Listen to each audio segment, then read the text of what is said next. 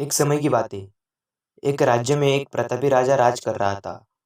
एक दिन उसके दरबार में एक विदेशी अंगतुक आया और उसने राजा को एक सुंदर पत्थर उपहार स्वरूप प्रदान किया। राजा वह पत्थर देख बहुत प्रसन्न हुआ।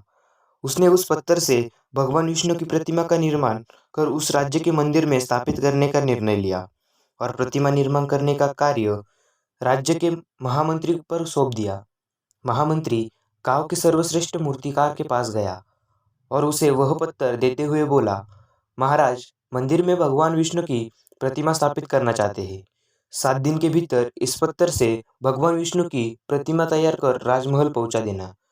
इससे तुम्हें 50 स्वर्ण मुद्राएं दी जाएगी। 50 स्वर्ण मुद्राएं की बात सुनकर मूर्तिकार खुश हो गया और महामंत्री के जाने के तुरंत बाद प्रतिमा का निर्माण कार्य प्रारंभ करने के उद्देश्य से अपने औजार निकाले।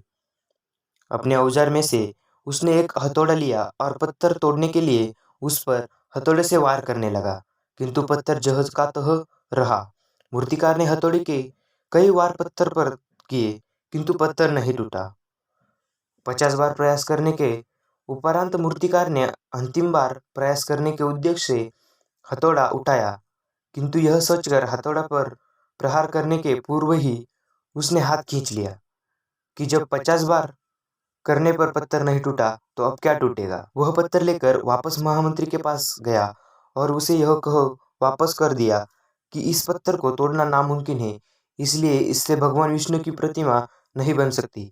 महामंत्री को राजा का उद्देश्य हर स्थिति में पूरा करना था, इसलिए उसने भगवान विष्णु की प्रतिमा निर्माण करने का कार्य गांव के एक साधारण मूर्तिकार को सौंप दिया। पत्थर लेकर मूर्तिकार ने महामंत्री के सामने ही उस पर हथौड़ा से प्रहार किया और वह पत्थर एक बार में ही टूट गया। पत्थर टूटने के बाद मूर्तिकार प्रतिमा बनाने में जुट गया। इधर महामंत्री सोचने लगा कि काश पहले मूर्तिकार ने एक अंतिम प्रयास और किया होता तो सफल होता और 50 स्वर्ण मुद्राएं का हकदार बनता। मित्रों, हम भी अपने जीवन में ऐसी परिस्थितियों से दो चार हो रहते हैं। कई बार किसी कार्य को करने के पूर्व या किसी समस्या के सामने आने पर उसका निराकरण करने के पूर्व ही हमारा आत्मविश्वास डगमगा जाता है और हम प्रयास किए बिना ही हार मान लेते हैं।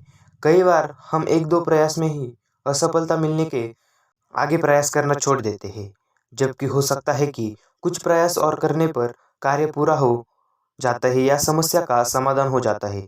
यदि जीवन में सफलता प्राप्त करनी है तो बार बार असफल होने पर ही प्रयास करना नहीं छोड़ना चाहिए। जब तक सफलता नहीं मिलती, क्या पता जिस प्रयास को करने के पूर्व हम हाथ खींच ले वही हमारा अंतिम प्रयास हो और जिसमें हमें कामयाबी प्राप्त हो जाए।